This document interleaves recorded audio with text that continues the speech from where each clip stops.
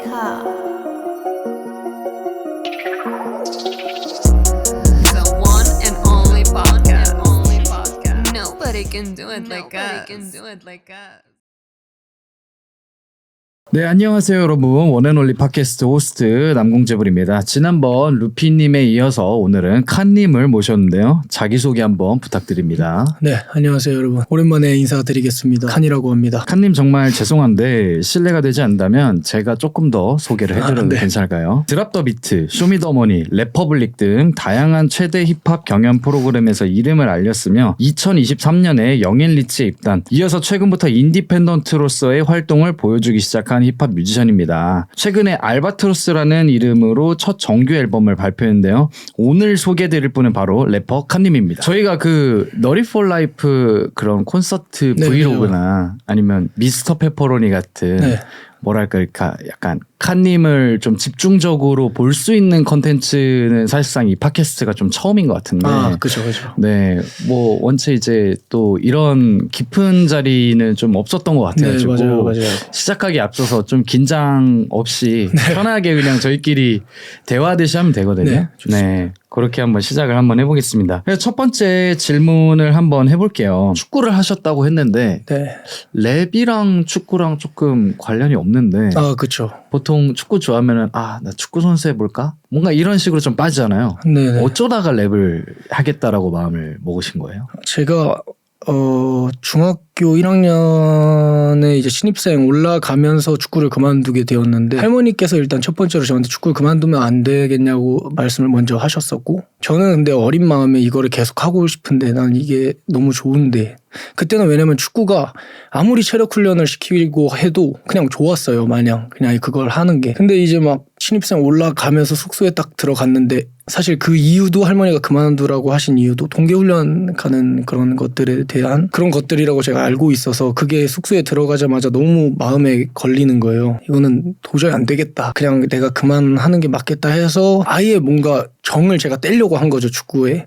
근데 그러다 보니까 제가 집에서 거의 한 일주일 반, 2주 동안 엄청 울었었던 것 같아요, 혼자 울면서. 그때 제가 딱 들었던 노래가 On My Way라는 노래였는데, 그 노래를 듣고 사실 중학교 1, 2학년 때 방황 아닌 방황을 엄청 계속 하다가 어느 날 문득 그런 생각이 드는 거예요. 이대로 살면 나는 진짜 죽도 밥도 안 된다, 이거. 그래서 내가 과연 어떤 걸 했을 때 가장 행복하고 즐거워하면서 축구처럼 어떤 일을 할 수 있을까를 생각해 봤을 때, 제가 아까 On My Way를 들었다 그랬잖아요. 그때 제가 받은 위로가 엄청 컸었거든요. 뭔가 가사는 약간 도끼님의 이야기지만 엄청 뭔가 마음의 위로를 많이 받았단 말이에요. 그래서 그때 딱 들었던 생각이, 나도 누군가한테 이런 힘을 주고 누군가 기쁠 때는 더 기쁘게 해주고, 그런 랩이라는 게 너무 해보고 싶었어요. 그리고 할 수 있을 것 같았고, 어렸을 때부터 이제 삼촌들이, 작은 아버지들이 그런 팝송이라든지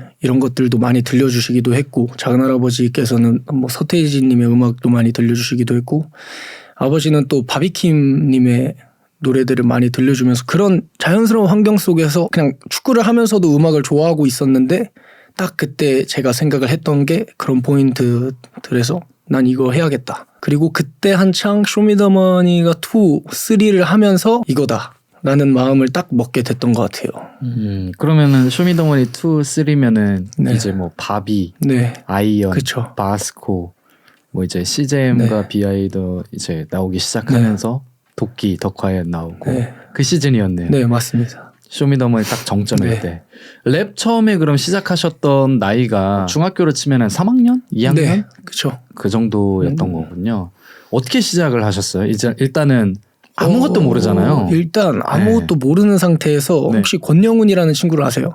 권영훈님. 네, 고등래퍼 3 때 나왔나? 그때 탕이라는 이름으로 나왔던 친구가 있는데, 그때 마침 같은 동네에 그 친구가 한 명 있었어요. 그래서 내가 누구랑 랩을 할 수 있을까? 어떻게 해야 되지? 뭐 저는 장비를 다루는 법도 그냥 할 줄 아는 거는 랩을 뱉는 것뿐이었으니까.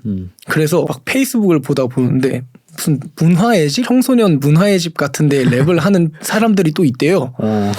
그래서 거기를 가봤죠.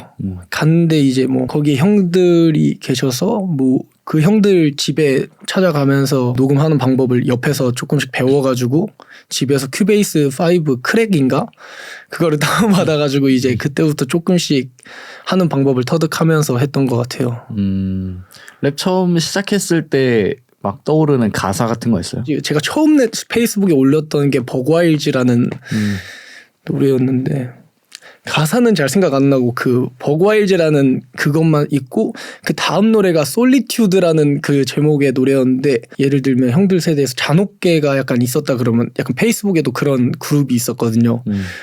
그래서 이제 거기에서 이제 노래를 막 올려보고 제 노래 어떤가요? 막 평가도 받아보고 그러면서 시작을 했던 것 같아요. 그럼 랩을 시작하게 되시면서 본격적으로 내가 이 힙합 쪽 뮤지션들 사이에서 내 이름이 나오기 시작하고 뭔가 이렇게 같이 어울리는 그림이 되기 시작했다라고는 언제부터 좀 느끼셨어요?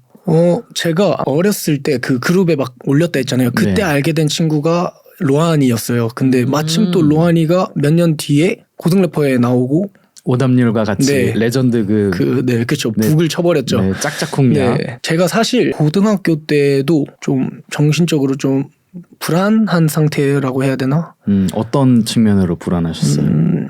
제가 원래는 아까 말씀을 안 드렸었는데 14살에 새 엄마가 생겼었다가 이제는 나도 그런 비슷한 환경인가?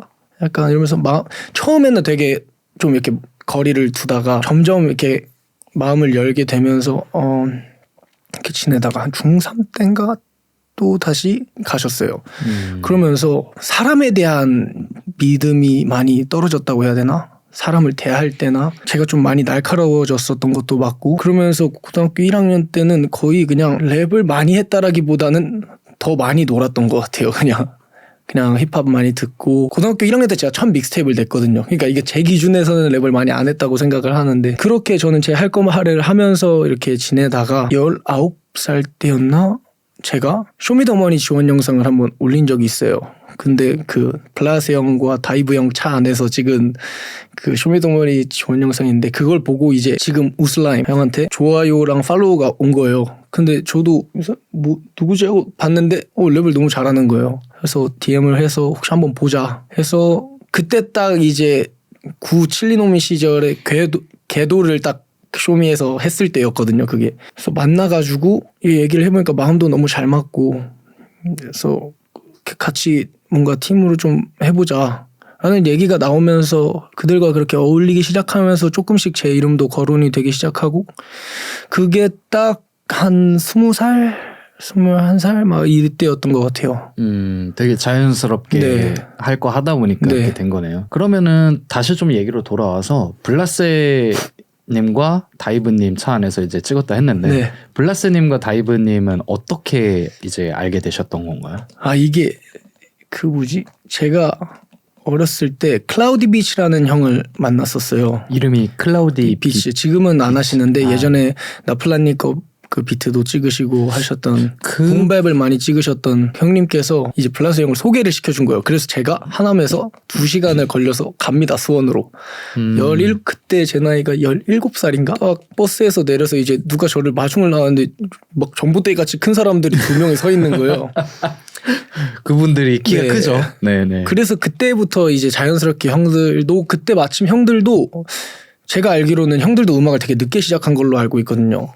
아주 네. 저랑 6살 차이 17살 때는 아예 얼굴을 보지는 못했고 피처링만 받았고 그러면 안 본 상태에서 피처링을 먼저 받았었던가요? 오. 클라우디 비치 형이 야 이런 애인데 한번 같이 해 이렇게 해주셔서 형들한테 도움을 받고 19살 때 그렇게 만나서 이제 형들하고 안면을 좀 트고 그랬던 것 같아요.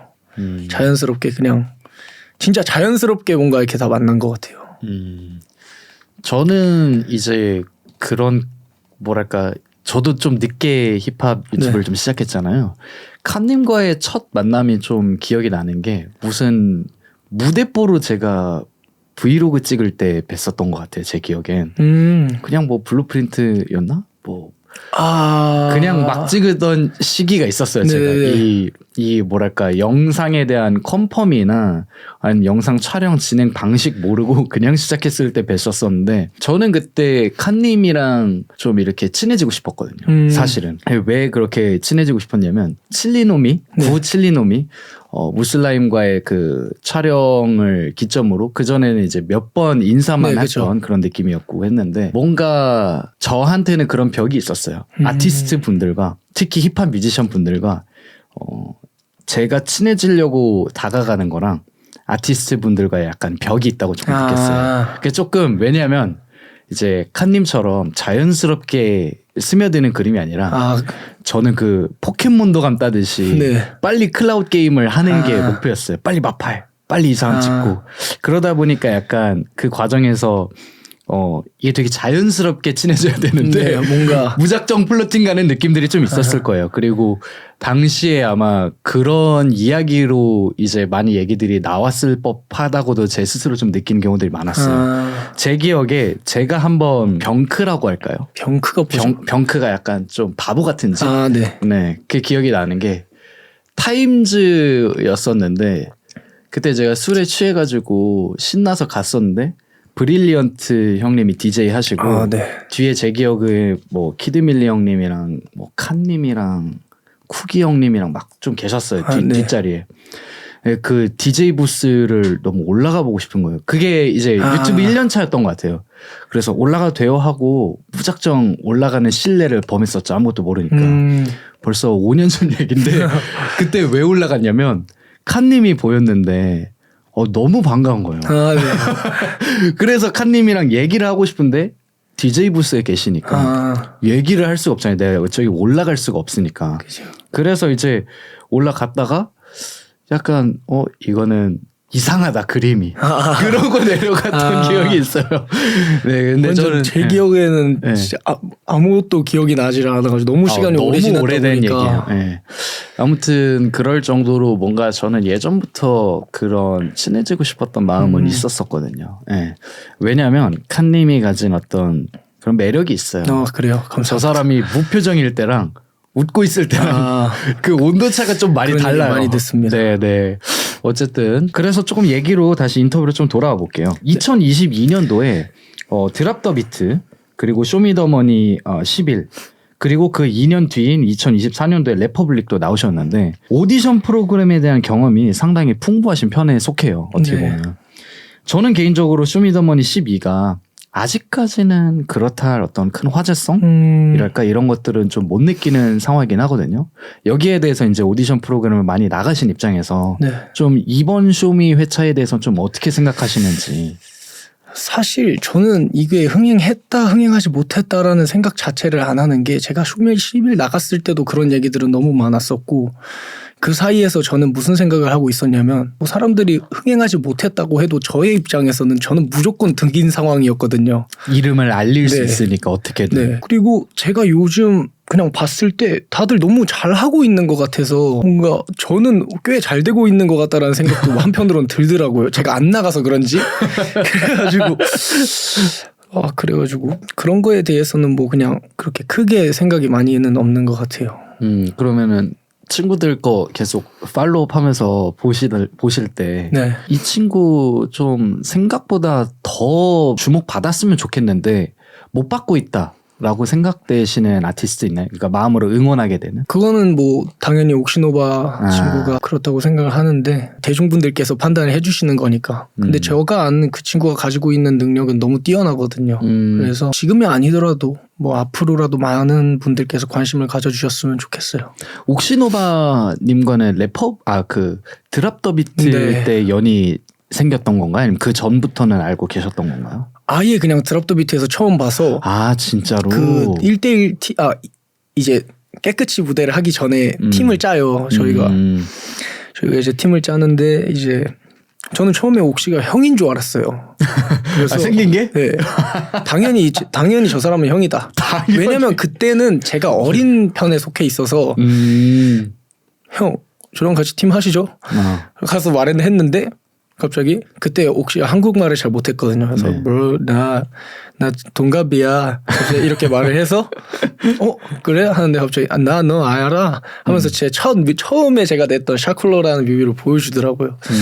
그래서 그렇게 되면서 가까워지고 그렇게 만나다 같이 무대를 하면서 하다 보니까 이 친구가 생각하는 자기가 좋아하는 것들이나 제가 좋아하는 것들은 너무 잘 맞고 말도 너무 잘 통하고 그러면서 그렇게 또 자연스럽게 또 친해지게 된. 저는 그 두 분이 같이 하신 그 합작 앨범이나 피처링들도 너무 좋긴 하지만 개인적으로 옥시의 그 진득함을 보고 놀랐던 거는 그 YNR 씨 그 노래할 때 칸님의 그 탑라인이나 벌스도 굉장히 놀랐거든요. 그 며칠 전에 감사합니다.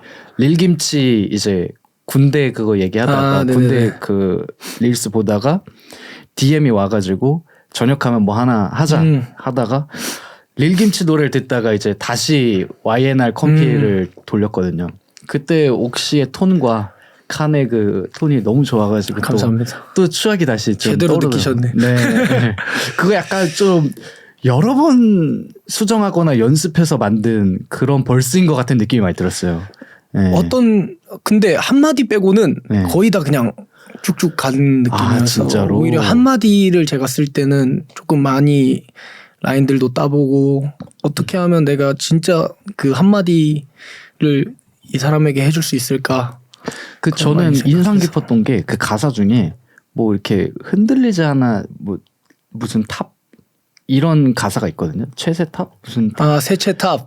네네. 그거가 되게 인상 깊었어요. 그 이름 되게 언어 유희적으로 잘 네. 했다 이런 느낌 들고 그 전까지는 놀랐던 거 왜 놀랐냐면 옥시님 같은 경우는 원래 이제 멜로디 랩을 하셨지만 네. 칸님은 보통 멜로디 랩을 그 전까지 막 이렇게 많이 보여주진 않으셨잖아요. 근데 잘 어울리네 이런 느낌 많이 들었어가지고 또 놀랐던 기억이 있습니다. 그러면은 이제 자연스럽게 이 얘기가 나와야 될 것 같아요. 네. YNR 얘기가 나왔는데 2023년도에 영앤리치에 이제 입단을 하십니다. 어떤 경로로 영앤리치에 입단을 하시게 됐었던 건지 뭐 이제 지금 구독자분들께 미리 말씀드리면 칸님께서는 현재는 이제 올해까지 하시고 인디펜던트로서 활동을 하고 계신데 그 전에 입단 얘기를 저희가 조금 얘기하면 좋을 것 같아서요.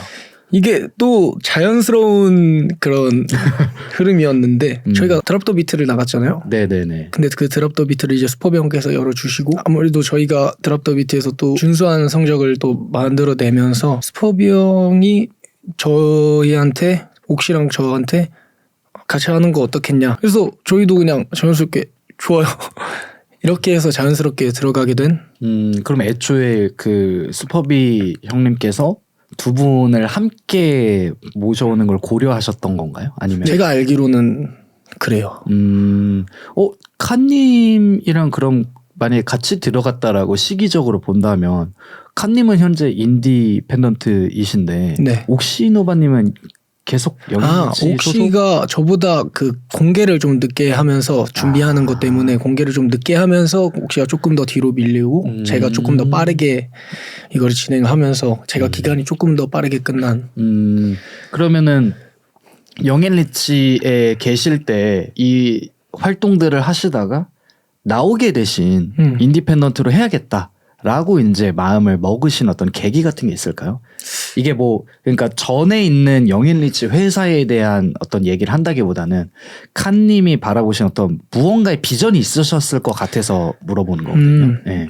일단 제가 나온 이유는 여기서 제가 좀 처음 말씀드리는 건데 저는 일단 내년 6월 전에는 군대에 가려고 생각을 하고 있어요. 그래서 뭔가 제가 회사에 있는 것보다 혼자 나와서 이런 상황들을 내가 직접 몸으로 부딪히고 느끼면서 이 시스템을 배워보고 싶어서 그래야 제가 다음에 돌아왔을 때 좀 더 어눌하지 않게 어리숙하지 않게 뭔가 이거를 대할 수 있을 것 같아서 이 1년을 한번 혼자서 보내보자 이런 마음에 저는 그런 선택을 했고 제 이번 앨범 뮤비를 보신 분들은 아시겠지만 영상 마지막에 그룹 8이라는 마크가 나와요. 그거는 이제 저랑 우슬라임 형이랑 뭐 레이, 이런 친구들이 같이 뭔가를 생각을 하고 있는 저희들의 비전이 있는 팀이고 그래서 저는 뭔가 이거를 저희가 몸으로 직접 경험을 하면서 느끼다가 군대로 가고 싶어서 그런 선택을 하게 됐습니다. 그럼 군대는 확정이 된 건가요? 아직 확정은 아닌데 뭐 여러분들이 보시면 아시다시피 제가 작년에 뭉쳐야 찬다도 굉장히 열심히 했고 바로 1급이 떴습니다. 네. 그냥 남자로서 현역으로서 탁 갔다 와야 되는 네. 1급이 떠버리셨네요. 20살 때도 1급. 지금도 1급. 그 뭉쳐야 찬다는 어떻게 또 이렇게 뭉쳐야 그것도 찬다. 자연스럽게? 뭉쳐야 찬다는 일단 네. 제가 연락을 먼저 처음 받았을 때 축구하는 영상을 좀 보내달라. 그래서 제가 들은 바로 의하면 다른 래퍼분들이 누가 그랬는지 모르겠는데 제가 좀 축구를 한다고 말씀을 주셨었나 봐요. 그래가지고 뭉쳐야 찬다 이제 작가님께서 연락이 오셔서 이제 그때는 영앤리치를 통해서 이렇게 영상을 보내드렸는데 마침 또 이게 된 거예요. 그래가지고 자연스럽게 또 합류하게 되었죠. 그렇게. 그 되게 좋은 경험이었을 것 같아요. 네, 저한테는 정말 잊지 못할 경험 중 하나인 것 같아요. 뭐 아시겠지만 뭐 저희가 이 힙합 산업에서 일을 하다 보면 네. 힙합 관련된 관계자분들만 만나는 경우들이 보통 있잖아요. 그렇죠. 근데 그보다 조금 다른 쪽에서 하고 계신 분들과 이렇게 좀 자연스럽게 친해지고 뭔가 일하게 될 수 있는 네, 맞아요. 네, 그런 좋은 경로로 좀 좋았을 것 같은데 무엇보다도 그 제가 부러웠던 거는 안정환님 너무나도 이제 저희 어렸을 레전드죠. 때부터의 너무 이제 그쵸 국민 네. 선수잖아요. 어떻게 네. 보면은 네 어떠셨어요 감회가? 저는 처음에 드래프트 현장에 제가 갔을 때 일단 제가 몸이 많이 그 체력적이라든지 안 되는 상황에서 저는 그냥 이거는 최선을 다하는 수밖에 없다. 이거는 그냥 토할 때까지 뛰어야 된다. 이렇게 했는데 마침 또 드래프트 때 안정환 감독님이 저를 또 픽을 해주셨어요. 그래가지고 또 그렇게 픽이 되면서 또 제가 가장 원하던 안정환 감독님 팀에 또 들어가게 돼서 이게 뭔가 저의 입장에서는 굉장히 처음에는 좀 안 믿기고 네 그리고 제가 어렸을 때 또 꿈이 축구 선수였다 보니까 그러니까요. 뭔가 진짜 제가 축구 선수가 된 것 같은 느낌도 좀 받고 그래서 너무 영광이었죠 저는. 어떻게 보면은 한편에는 작은 꿈을 이뤘네요 또. 네. 진짜 올스타전이나 뭐 그런 저희 경기 때 관객분들도 초대를 해서 그렇게 경기를 했을 때는 잔디도 천연잔디이지 경기장도 실제 축구 선수들 뛰는 경기장에서 하다 보니까 엄청 좀 뭔가 기분이 좀 묘했어요 저는. 왜냐면 너무 축구 선수가 어렸을 땐 하고 싶었는데 이렇게라도 내가 한번 맛이라도 한번 보는구나. 네. 결국 그런 게 좀 있는 것 같아요. 간절히 뭔가 마음속에 바라고 꿈꾸고 있는 게 어떻게든 시간이 흐르면 네, 맞아요. 비슷한 형태로 그게 이루어지는 것 같더라고요. 네, 맞아요. 좀 신기하네요. 그런 면에서는. 그래서 좋습니다. 그러면 이제 최근에 아까 그 앨범 얘기로 조금 돌아와야 될 것 같은데 알바트로스라는 앨범을 내셨어요. 제가 찾아보니까는 그 전까지는 뭐 미니나 싱글 위주였는데 네네. 정규라는 타이틀을 거셨더라고요. 네. 근데 이게 찾아보니까 바다 위를 오래 비행하는 대형 해양 조류를 일컫는 말이더라고요. 네. 그래서 특히 날개 길이가 세계에서 가장 긴 새 중 하나로 최대 약 3.5m 정도라고 하는데 정규 앨범의 이름으로 정한 이유가 있을까요? 알바트로스라는 새를 제가 우연치 않게 이제 알게 되었을 때 보자마자 딱 느꼈던 게 찾아보셔서 아실 수도 있으시겠지만 알바트로스는 그냥 날 수는 없는 새죠. 그렇더라고요 보니까. 네. 근데 그래서 사람들이 와도 도망가지도 않고 사람들은 쟤는 뭐 바보다 날지도 못하는 새다. 이렇게 불리다가도 정말 이 좀 거센 바람이 불면 날개를 피면서 그 어떤 새들보다 제일 멀리 날아가잖아요. 그게 지금 제가 회사를 나오고 제가 느끼는 제가 생각했을 때 저와 너무 잘 맞는 것 같았어요. 누군가는 제 한계를 막 함부로 정하고 쟤는 저기까지야. 뭐 쟤는 어차피 안 될 거야. 할 때 저는 제가 날 수 있다라는 거를 항상 머릿속에 생각을 하고 있었고 그리고 첫 정규이기도 하고 저는 스스로 제가 지금은 정규를 내도 되겠다라는 생각을 해서 지금은 바람이 부는 시기다. 이런 의미에서 알바트로스라고 지었던 것 같아요. 준비 기간이 얼마 정도 되셨죠? 왜냐면 준비 기간은 네. 꽤 오래 걸렸죠. 왜냐면 꽤 오래 걸렸다기보다 알바트로스라는 앨범을 만드는 기간은 막 그렇게 길진 않았던 것 같은데 사실 제가 쇼미가 끝나고도 래퍼블릭이 끝나고도 저는 스스로 제가 너무 부족하다고 생각을 하고 있었어요. 저의 랩이나 그런 부분들이. 그래서 제가 EP를 내고 한 2년 동안 앨범을 내지를 않았었는데 왜냐면 제가 만드는 곡들이 저한테 다 너무 만족스럽지 못하게 들려서 이거를 이제 수련을 하는 시간을 조금 갖고 어떻게 하면 내가 나의 톤을 조금 더 잘 쓸 수 있을까 이런 시간을 가지면서 이게 조금 길어졌던 것 같아요. 근데 그렇다라고 보기에는 디스코그래피를 보면은 그래도 계속 해마다 네. 연마다의 활동은 유지를 하셨단 말이죠. 네. 네, 그래서 저는 그 기간이 공백처럼 느껴지진 않았어요. 솔직히 말씀드리면. 네. 그래서 저한테는 그때 제가 냈던 것들은 사실 저한테는 다 도전 같은 느낌이었고 그냥 그런 시간들을 많이 가지고 있다가 그게 이제 조금씩 깨지기 시작하면서 알바트로스의 노래들이 완성이 되기 시작하면서 요 타이밍에 이제 나와야겠다가 딱 또 자연스럽게 맞아 떨어진 거죠. 알바트로스를 사실 딱 한 거는 거의 한 1년 정도? 작업량이 빠른 편에 속하세요? 아니요. 저는 그때그때 따라 너무너무 많이 달라서 어떤 날은 벌스를 막 4일 동안 써본 적도 있고 당연히 사람들은 어떻게 생각하실지 모르겠지만 저는 무조건 제가 만족해야지 좀 나오는 다들 그러시겠지만 그러는 거여서 그때그때 따라 엄청 많이 달라지는 것 같아요. 뭐 예를 들어서 이번 앨범에서 초연 같은 경우는 제가 처음으로 펀친으로 가사를 안 쓰고 녹음을 했던 노래고 어떤 거는 막 가사를 엄청 길게 써야 되고 그러니까 저는 그게 엄청 다른 것 같아요. 그때그때 따라서. 그럼 예를 들어 피처링 같은 경우에도 네. 책임감이나 그런 부담감 같은 게 있을 때도 있잖아요. 그죠. 뭐가 나와야 그것도 마찬가지인가요? 그러니까 예를 들어 빨리 피처링 벌스가 나올 때는 진짜 빨리 해서 되는데 그죠. 안 될 때는 막 4일 5일씩 붙잡고 있고 뭐 그런 경우도 있나요? 네. 피처링 벌스 같은 경우는 근데 되게 신기한 게 피처링 벌스는 하기로 마음을 먹었으면 좀 나오는 것 같아요. 근데 제가 제 거를 할 때는 뭔가 좀 더 깐깐하게. 네, 더 그러는 것 같아서 그게 더 심한 느낌? 그럼 이번 정규는 여러 의미로 이제 칸님한테 의미가 깊을 거라고 생각하는데 네. 가장 애착이 가는 곡이 있나요? 저는 솔직하게 말씀드리면 이걸 정규로 내야겠다라고 생각한 이유가 정규에 포함된 모든 13곡이 저한테는 너무 애착이 가는 노래들이어서 뭐 하나를 꼽기가 조금 힘든 것 같아요. 그래도 그중에 좀 뽑아보자면 타이틀곡인 뭐 알바트로스라든지 쇼연 그리고 마지막 타이틀곡인 니드모 이렇게 조금만 애착이 가는 것 같아요. 그 앨범을 들으면서 네. 제가 밤인가에 카톡 드렸잖아요. 네네네네. 이번 앨범 너무 네. 좋다.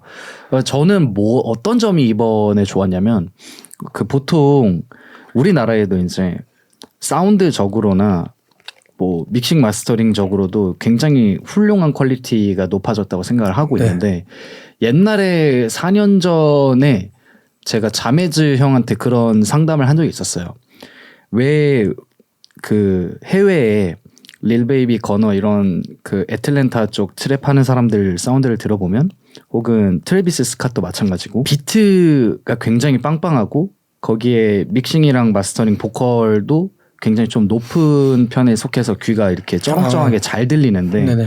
국내에 유통되는 힙합 곡들은 평균치가 이렇게 낮아지는 느낌이냐. 그러니까 곡의 퀄리티나 믹마의 퀄리티의 문제라기보다는 비트나 전체적으로 사운드가 좀 작게 느껴지는 그 느낌. 음압이 조금 네, 그게 좀 저한테는 항상 불만 아닌 불만이었고 왜 이런 현상인지에 대해서 이제 자매즈 형이랑 얘기를 한 적이 있었는데 한국에서 이제 통용되는 기본적인 평균치가 있더라고 보니까 믹마에 대한 하시는 분들을 보니까.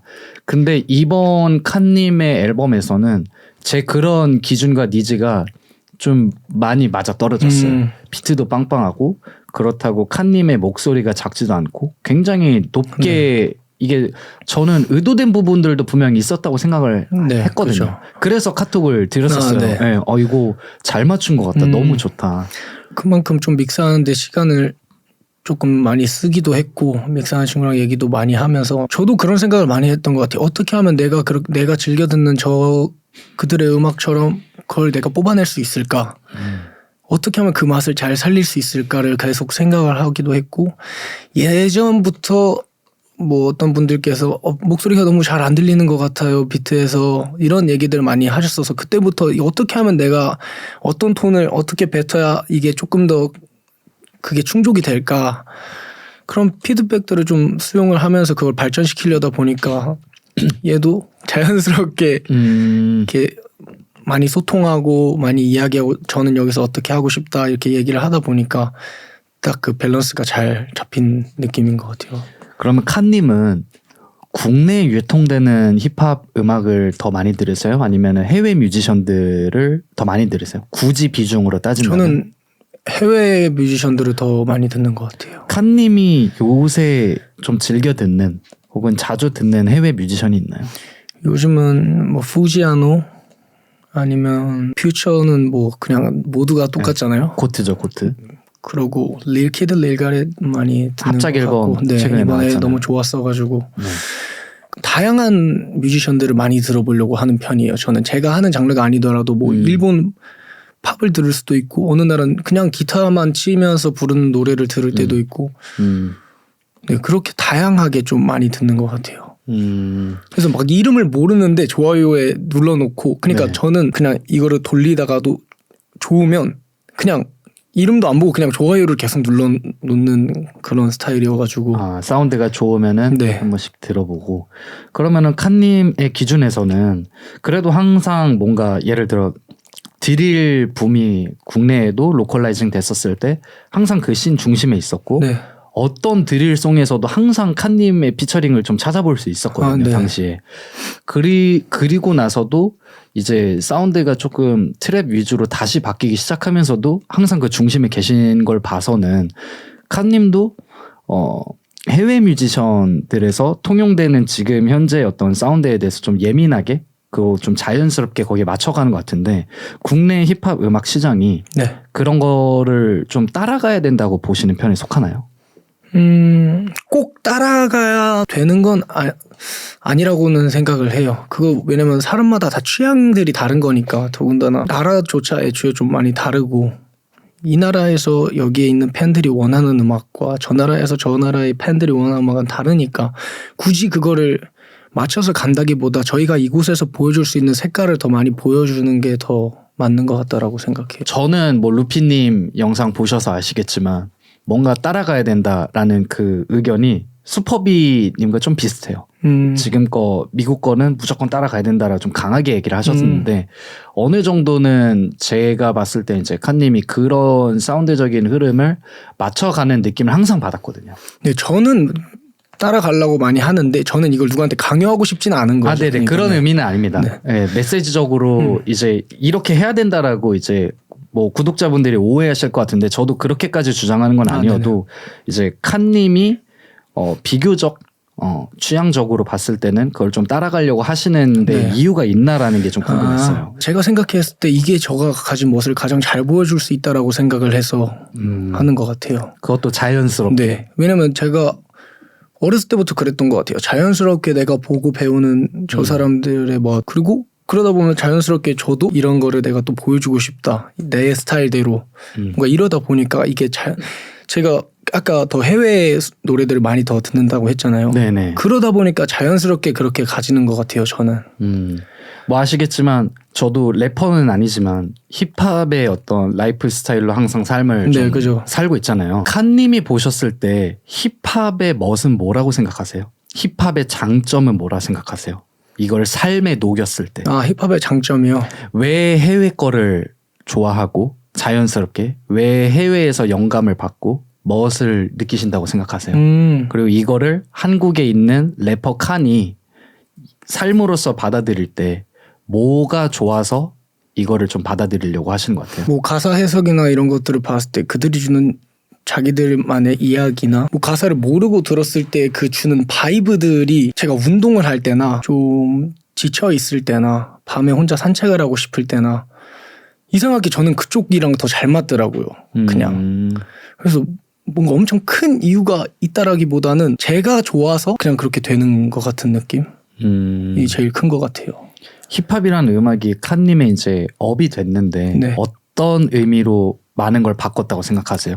예를 들어 뭐 저 같은 경우로 예를 들면 저는 힘들 때 힙합 음악이 줬던 건 용기거든요. 할 수 있다라는 용기. 그런 것처럼 이제 칸님은 인생에 있어서 힙합이라는 그 장르가 주는 게 어떤 의미로 좀 다가오는지 궁금했어요.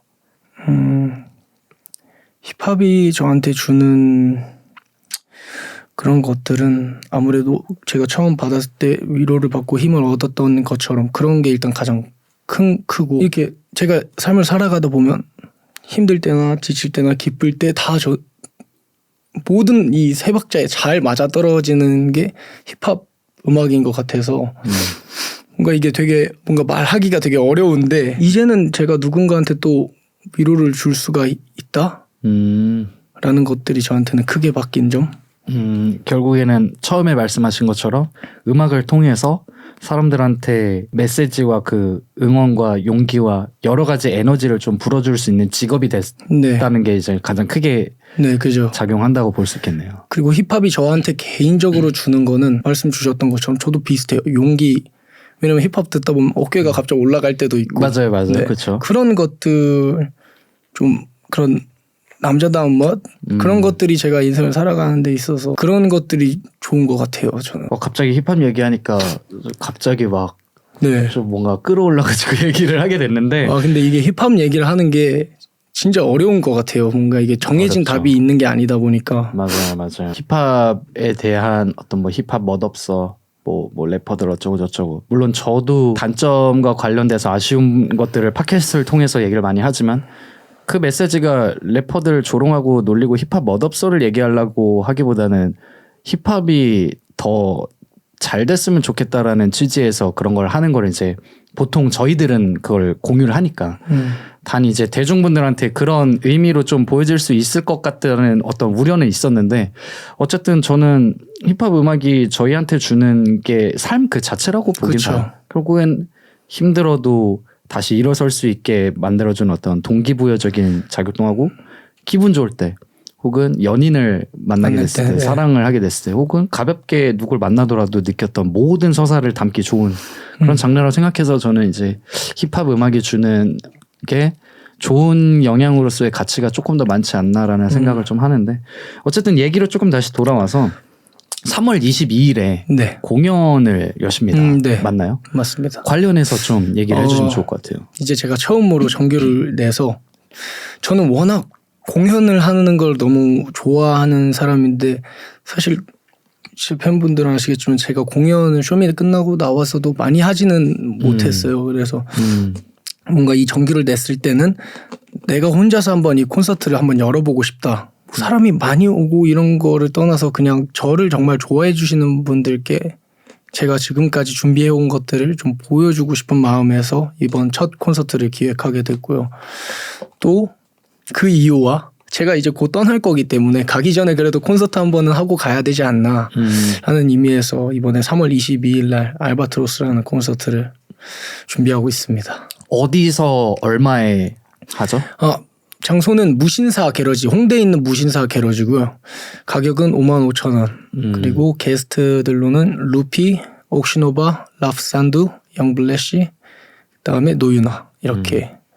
어떻게 보면은 정말 딱 그 칸님의 지인들 위주로 네. 좀 쫀쫀하게 준비를 하셨네요. 좀 컴팩트하게. 맞습니다. 사실 우슬라임 형 같은 경우에는 그때 다음 앨범에 대한 스케줄이 해외에 있어가지고 그건 어쩔 수가 없는 거고.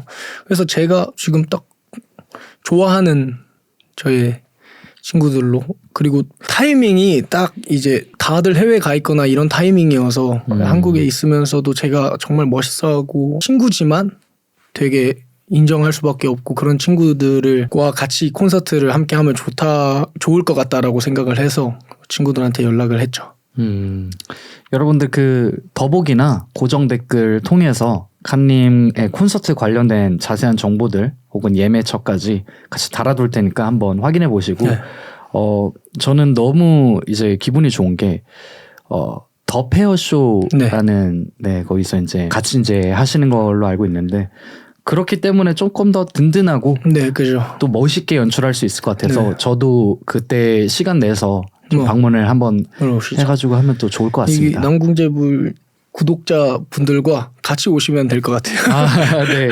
구독자분들도 그 장소에서 저를 뵐 수 있으니까 네, 같이 보면 좋을 것 같습니다. 이거는 공연은 저는 정말 자신 있고 열심히 준비하고 있거든요. 그래서 오셔서 이제 또 새로 계약도 했고 이제 또 이렇게 되면서 많은 스트레스들도 있고 부담도 많이 받으실 텐데 시간이 되시면 오셔서 같이 저와 그 스트레스를 좀 같이 풀었으면 좋겠어요. 공연 문화가 되게 귀하다고 생각이 들고 이제 조금씩 많이 보이는 것 같긴 해요. 확실히 네, 힙합 맞아요. 공연 문화들이. 그래서 저번에도 이제 루피님께서 언급하셨던 주제가 두 가지가 제가 주장했던 거긴 하지만 일방적으로 미국을 가봐야 된다라는 내용과 그 다음에 라이브 퍼포먼스적인 부분이 보강이 돼야 된다라는 부분에 대해서 주제를 좀 많이 나눴었는데 이 두 가지에 대해서는 전체적으로 칸님도 동의를 하실 거라는 네, 생각은 해요. 무조건 동의합니다. 네, 칸님도 그 우슬라임님과 미국에 같이 네. 막 가보시기도 네. 하고 거기서 이제 뭐 포기했더 발음이라든지 네. 뭐 되게 다양한 분들과의 그런 교류를 하고 오시잖아요. 네. 미국에서 느끼셨던 어떤 바이브나 그런 것들 중에서 좀 놀랐던 게 있을까요, 혹시? 일단 저는 거기가 전부 다 놀라웠어요. 왜냐면 태어나서 처음 비행기를 타본 거 진짜 이 새로운 땅이 있네 약간 이런 느낌에서 그 미국을 바라보고 있어서 막 뭐 하나 엄청 놀랍다 이거보다는 그냥 그 나라가 저한테 주는 바이브. 그리고 제가 한 가지 기억에 남는 게 제가 뉴욕에 있는 나이키 앞에 서 있었는데 저랑 우슬라임 형이 이렇게 둘이 서 있었어요. 근데 엄청 큰 밴 같은 차에서 한 6명 정도가 타고 있는 이제 완전 연기도 스멀스멀 나오고 막 하는 차에서 노래를 엄청 크게 틀면서 갑자기 저희한테 이거 하다면 막 인사를 해주고 가더라고요. 아무래도 아웃핏 쪽으로 네. 그분들이 봤을 때도 우리 문화권을 좀 좋아하는 네. 공유하는 근데 생판 모르는 사람인데 네. 이거 여우 하고 갔다라는 거죠. 뭐라고 말을 했었는지 기억이 안 났었는데 눈에 멋있다. 왜냐면 그 사람들 봤을 때도 갑자기 저희는 아시아에서 온 사람들이고 그런데 옷은 또 그렇죠. 다 이제 네, 그렇게 입고 있고 아웃핏 쪽으로나 아니면 헤어나 다 그들이 좋아하는 또 놀랐던 거 어떤 사람이 그냥 저희가 래퍼인 걸 어떻게 하는지 갑자기 와가지고 자기 랩 들어보라고 하면서 흑인이 갑자기 랩한 적도 있고 진짜 삶이구나 그들한테. 네, 그래서 저는 그때 제가 가장 많이 느낀 게 랩을 잘하려고 할 필요 없겠다. 이 사람처럼 즐기면서 해야 더 이게 잘 오는구나. 이걸 또 배웠어요. 사실 저는 거기에서 또. 진짜 저는 지금 딱 봤는데 칸딤과 어울린 수식어는 자연스러운 래퍼 같아요. 네.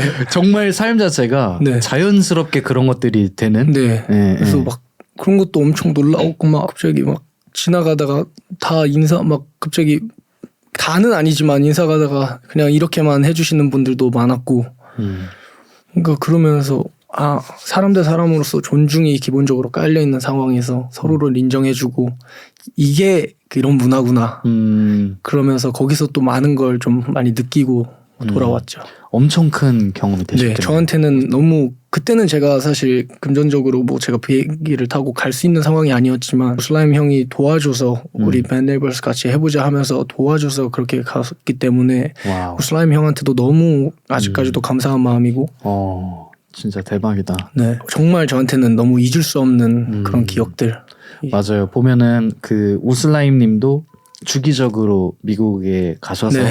바이브를 항상 좀 체크를 하시고 네. 유지하시고 그런 부분에서 친구들에 대한 호미 문화가 좀 깊게 잘 되어 있는 것 같아요. 특히 노리 폴 라이프 전체적인 크루도 보면 되게 놀랐던 게 저번에 이제 그레인이라는 클럽 갔었는데 로한 님이랑 우슬라임 님이 굉장히 오랜만에 우연치 않게 이렇게 만나게 됐더라고요. 저는 뭐 원래 이제 같이 크루 하시니까 뭐 라파엘 님이나 에피텐드 님이나 뭐 다 있잖아요. 근데 그래가지고 평상시에 매일같이 보는 사람들인 줄 알았는데 그냥 오래 연락 안 하면서 각자 할 일 하다가도 이렇게 보면은 늘 뭐 어색한 거 없는 그런 사이에 가까운 크루인 것 같더라고요. 정말 이제 형님도 그러겠지만 저희가 서울살이를 하다가 각자 고향에 돌아갔을 때 친구들을 봐도 안 어색하잖아요. 그렇죠. 저희가 딱 그런 것 같아요. 왜냐면 서로를 다 너무 이해를 하고 있고 지금 그 친구가 뭐를 해야 되는 상황인지도 저희는 알고 있고, 그러니까 너무 만났을 때는 그냥 너무 반가운 분인 것 같아요. 왜냐면 항상 보고 싶은 마음도 있고 한데 각자 할 일들이 있다 보니까 자주는 못 만나기도 하고 하니까, 그래서 그게 저희들의 좀 좋은 점인 것 같아요. 좋습니다. 놀이 for 라이프 또 라파엘님이 저는 개인적으로 진짜 인상 깊은 네. 아티스트인데 요새는 뭐 간혹가다 행사에서 마주칠 때 좀 반갑게 인사드리는 네. 거 말고는 살짝은 또 본인의 어떤 무언가의 기간이 좀 있으신 것 같아서 네, 맞아요. 또 라파엘님이 활동하시면 또 이런 것처럼 좀 저도 좀 서포팅이 될 수 있다면 하고 싶거든요.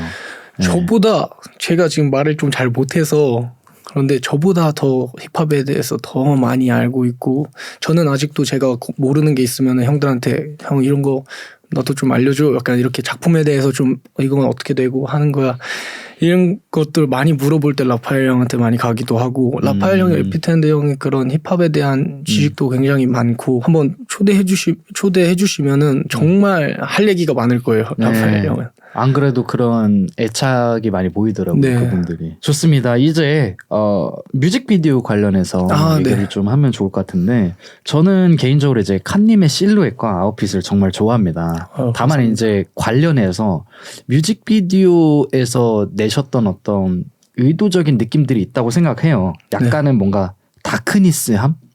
그런 것들을 좀 많이 강조하시는데 어떤 요소들을 조금 포인트로 잡아서 뮤직비디오를 내려고 하시는지 궁금했어요. 일단 뮤직비디오 같은 경우에는 항상 제 거를 맡아서 해주고 있는 디렉티드 바이 01이라는 친구가 저랑 같이 있으면서도, 그 친구도 저희가 듣는 음악들을 너무 많이 듣고, 근데 또 저희가 좋아하는 게 아까 말씀드렸던 퓨처, 밍밀 뭐 이런 그쪽의 부류의 사람들이다 보니까 자연스럽게 그 멋을 따라가게 되는 느낌도 있는 것 같아요. 그러다 보니까 뮤비도 전체적으로 어둡게 나오는 것도 있는 것 같기도 하면서, 한편으로는 제가 조금 뮤비를 찍는 노래들이 좀 어둡다 보니까 여기서 갑자기 밝아버리면 이 무드가 조금 깨진다거나 이런 것들 때문에 그거를 그렇게 지향하는 쪽을 가가지고 그렇게 보여드렸었는데, 아마 다음 앨범부터는 다를 겁니다. 그러면은 원래 또 해보고 싶으셨던 혹은 구상 중이셨던 뮤직비디오의 형태나 레퍼런스나 아이디어 같은 거를 여기 팟캐스트에서만 좀 공유해 주실 수 있을까요? 제가 지금 사실 또 다음 싱글을 또 준비 중인데, 바로 네. 준비를. 제가 이제 갈 날이 얼마 남지 않았기 때문에 바짝 하고 가야 된다 생각을 해서 네네네. 근데 사실 또 생각을 해보면 다음 싱글도 좀 어두운 바이브가 나오지 않을까. 뭐가 다른 거예요 그러면? 근데 그 다음 앨범에서는 아예 제가 음악 스타일이 좀 많이 새로운 거를 네, 조금 새로운 거를 좀 많이 보여드리고 싶어서, 정말 알바트로스와는 아예 다른 앨범이 지금 만들고 있어서 여기에서 제가 좀 기획 중인 거는, 갑자기 지금 생각난 건데, 네네. 어둡다 이게 왜 그러냐를 가만 생각을 해봤을 때 저라는 사람 자체가 일단 밤을 더 좋아해요. 낮보단 밤을 더 좋아하세요? 네. 왜냐면 밤에 조금 더 제가 활기가 좀 더 생기고. 완전 낮저 밤이 래퍼. 네, 그렇죠. 그 밤과 달이 주는 그런 무드들을 제가 좀 많이 좋아하다 보니까 그런 무드들이 계속 나오는 것 같은데, 유년기 때 혹은 학창 시절 때 네, 밤에 달을 보면서 지낸 시간이 많아서 그러셨나요? 그렇죠.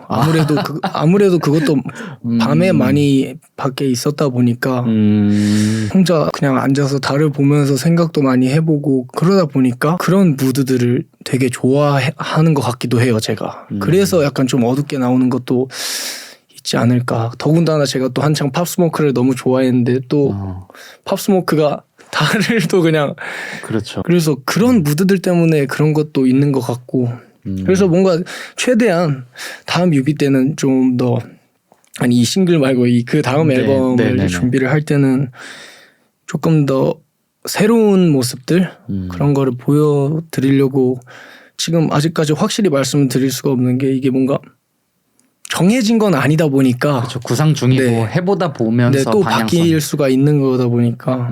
그래서 일단 저도 여러분들이 보셨다시피 계속 똑같은 뭐 스타일이라고 생각을 하시면 하실 수도 있는데, 저는 일단 알바트로스 자체는 그래도 좀 다르다고 생각해요, 이전 앨범과. 근데도 저는 여기에서 또 다른 거를 좀 많이 지금 보여드리려고 하는 구상을 하고 있어서, 조금 기대해 주셔도 좋을 것 같습니다. 저는 이제 이 말씀을 왜 드렸냐면 뮤직비디오의 연출적인 부분에 있어서 그 디렉티드 바이 01 네. 님께서 연출하고자 하는 바이브나 무드가 뭔지 너무 잘 알아요. 그분이 내신 어떤 작품들이 네. 그런 시니컬한 느낌을 많이 주시긴 하는데 네. 이제 개인적으로는 그분의 뮤직비디오의 그 스타일과는 또 별개로 여러 가지 모습이 이제 칸님이 존재를 하시고 또 마냥 그런 다크니스한 사람만은 아니고 네네. 아침에 일어나서 운동도 하고 네. 햇빛을 많이 보시는 네. 타입의 그런 칸의 모습도 있다 보니까 네네. 그리고 피사체가 굉장히 좀 멋있는 사람인데 그런 부분들이 조금 더 담기는 뮤직비디오를 또 그런 모습들도 기대하지 않을까라는 네. 생각도 한 번씩은 해봤어요. 네. 근데 뭐 지금 스타일도 전 너무 좋아하고요. 네. 제가 너무 워낙 뮤비를 찍을 때 노래들이 너무 다크하다 보니까 그걸 맞춰서 네, 그거를 기획을 하다 또, 보면은 그렇게 기획을 하다 보면은 저는 이거를 되게 중요하게 생각을 하거든요. 제가 가진 저의 비주얼적인 모습이나 제 뮤비에서 나오는 그런 무드들이나 이런 것들이 노래와 일체화가 돼야지 듣는 사람들한테도 몰입감이 생길 거고 그렇기 때문에 아마 저희가 지금까지 나왔던 뮤비들이 다 그런 식으로 나오지 않았을까 싶은데 저희가 절대 뭐 밝은 거를 못해서 그러는 건 아니니까 여러분들 기대 많이 해주시면은 제가 진짜 금방 가지고 오겠습니다. 아, 뭐 어두운 사람들은 아니다. 네, 저희가 뭐 어둡고 저 밝아요. 오늘도 아침에 운동 갔다 왔기 때문에. 아침 운동 네. 갔다 오신 거예요? 네, 9시에 갔다 와서. 저는 생각보다 되게 밝고. 네네. 근데 형이 말씀 주시는 것들이 저한테도 필요한 말이었어요. 왜냐면 저도 요즘 그런 생각을 하면서 이 무드들을 어떻게 바꾸면 좋을까를 생각을 많이 하고 있었어서 안 그래도 오늘 6시에 또 뮤비가 나오거든요. 아, 어떤 뮤비 나오고요? 오늘은 수록된 곡 중에 오버캐스트라고 그거를 이제 제가 태국에서 공연을 갔을 때 찍어 왔었는데 색감은 지금 여태까지 보셨던 것들과는 조금 다를 건데 그래도 어두움하면은 조금 깔려 있다. 네. 네. 아 근데 추구하는 멋과 그 일단은 그 곡의 베이스로 맞춰서 포커싱을 네. 주는 게 맞으니까. 네네네. 네네. 뭔가 곡이 되게 이렇게 하는데 좀 제가 밝으면 뭔가 이상하잖아요. 아 맞춰야죠. 당연히 네. 맞춰야죠. 그래서 네. 한 가지 제가 확실하게 말씀드릴 수 있는 거는 다음 앨범은 얘가 이런 걸 했어? 할 만한 것들을 좀 많이 하고 있어서 기대해 주시면 좋을 것 같습니다. 좋아요. 또 색다른 모습들을 볼 때 또 그 도파민과 짜릿함이 네. 있으니까 그렇죠. 기대 많이 해보겠습니다. 좋습니다. 이제 다음 질문으로 넘어갈게요. 신태일님이랑 친하세요? 아니요. 저도 그 댓글이 왜 달리는지 잘 모르겠는데 태어나서 본 적이 없어요. 아는 사이가 아니에요. 근데 왜 그런 댓글이 달리는 거죠? 그건 저도 잘 모르겠어요. 누가 나무위키에도 달아놨더라고요. 근데 이유를 저는 잘 진짜 모르겠어요. 제가 뭐 그 본 것도 아니고 갑자기 어떤 사람이 계속해서 그 댓글을 남기더라고요. 네. 저는 태어나서 이렇게 네. 만나 본 적도 없어서 당연히 어렸을 때부터 그분 너무 유명하잖아요. 아 그렇죠. 다 보고 자랐죠. 그러니까 저는 알긴 알죠. 근데 왜 갑자기 그런 얘기가 나왔는지 저는 잘 모르겠는데 네네네. 네, 일단은 다시 한번 말씀드리자면 태어나서 본 적이 없어요. 한 번도. 어쨌든 알겠습니다. 요거는 확실하게 나무위키에 정정을 해야겠네요. 네, 정정을 누가 달았는지 모르겠는데 왜 다신 건지도 저는 잘 모르겠고 저에 대한 그런 이슈를 만들고 싶으셔서 그런 거 아닐까요? 근데 어쩌다가 그 얘기가 나왔는지 저는 정말 아무것도 모르니까 저는 그저 앨범을 열심히 만들고 뭉찬 열심히 하고 있었을 뿐인데. 알겠습니다. 뭐 그런 이유가 있었군요. 좋아요. 제가 칸님 MBTI를 찾아보니까 ENTJ시더라고요. 네. 근데 제가 MBTI를 안 해봤다가 이걸 찾다가 어제 새벽에 한 15분 정도 시간 내서 했거든요. 스토리 봤습니다. 네, 저도 ENTJ가 떴어요. 근데 저는 제가 ENTJ였는지 오늘 다시금 좀 알게 된 것 같아요. 제가 그런 거에 별로 크게 관심이 없어서 저는 저번에 라방에서도 MBTI 뭐냐 물어보셔가지고 그냥 KHAN이라 그랬거든요. 아 칸이다. 네. 근데 감사합니다. ENTJ였군요 제가. MBTI를 좀 믿으시는 편이세요? 아니요. 애초에 제가 이렇게 관심을 안 갖는 거 보면 딱히 그냥 저는 그 사람을 보는 게 더 믿음이 가는. 아 근데 저랑 좀 진짜 비슷한 것 같은 게 그래요? 저도 MBTI 뭐 크게 뭐 안 믿는다기보다는 관심이 딱히 없거든요. 네. 그냥 그런가 보다 그렇게 네. 중요한가? 네, 그죠. 뭐 MBTI로 사람을 가려서 만난다? 그거는 만나봐야 아는 거잖아요. 그래가지고 제가 저번 주에 그 노유나님이랑 이제 클럽 행사에서 간만에 만났다가 뒤풀이로 이제 해장하러 갔다 이제 술 한잔 했는데 노유나님은 MBTI를 좀 믿으시는 편인 것 같더라고요. 네, 윤아는 그런 것 같아요. 그거 좀 거의 박사 수준이던데요, 노유나님은. 네. 준하는 축구도 그렇고 그런 거에 대한 그게 뭐 확실히 많은 것 같아요. 그런 것 쪽에 관심 좀 많은 것 네. 같아요. 좋아요. 이게 제가 예전에 그래서 좀 웃겼던 게 네. 제가 사주를 보러 간 적이 있었어요. 어쩌다가 사주를 보러 갔는데 전 사주를 안 믿었거든요. 네. 그랬더니 그 사주를 봐주시는 분이 저한테 사주를 안 믿을 사주라고 하시더라고요. 그래서 이게 MBTI도 MBTI를 안 믿을 MBTI가 또 있다고 들었어요. 근데 제가 만약에 사주를 풀이하는 사람이라고 만약에 쳐요. 근데 만약에 형이 모셨어요. 네. 그럼 저도 그런 말을 할 것 같은데요.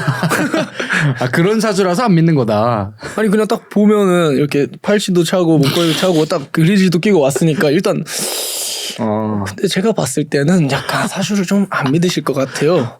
약간 할 것 같은데 저는 사주를 믿냐 물어보셨나요? 저는 반반인 것 같아요. 왜냐면 저희가 전에 김동현 선수님께서 그런 말씀을 하신 적이 있어요. 사주를 바꾸려면 그만큼의 피나는 진짜 뼈와 살을 깎는 고통을 갖는 노력들이 필요하다. 그 말씀을 주신 건 그렇게 하면 바뀔 수 있다라는 거잖아요. 그렇기 때문에 뭔가 당연히 사주가 있으니까 사주 풀이를 하는 사람이 있는 거지만 또 얘대로만은 흘러가지 않는다. 또 그래서 반반인 것 같아요. 그리고 또 제가 어렸을 때 시잼님의 노래를 좀 따라 부르고 했었는데 거기 가사에서도 내게 안 될 거라던 점쟁이 현재는 권사님 약간 이런 가사들도 있고 그런 거 보면은 저는 딱 반반인 것 같습니다. 근데 그거까지가 사실 운명을 바꿀 사주였다라고 얘기를 해버리면 어떡해요? 예를 들어 그러니까 저도 그 밈 알거든요. 그러니까 김동현님께서 가난을 물려주지 않고 가난을 끊으려면 내가 그만큼 피나는 노력을 네. 해야지 내 처자식과 내 자식을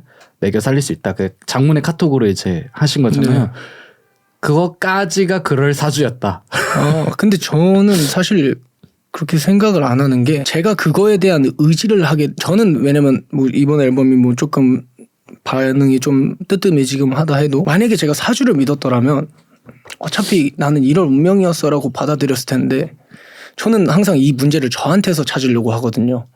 이거를 약간 사주 그래서 저는 좀 안 믿는 것 같기도 하네요. 그러면 안 믿을 사주신 건가요? 이게 진짜 그렇게 가면 진짜 끝도 없이 네, 무적의 논리예요 이게. 그럴 사주다, 그럴 운명이다. 그래서 저는 뭔가 네. 그런 것들에 너무 심취해서 저의 문제들을 거기에서 찾게 된다면 그게 진짜 사주를 못 바꾸는 사주지 않을까. 그러면은 조금 이런 얘기로 한번 얘기를 해볼게요. 운명이라는 거 안에서는 네.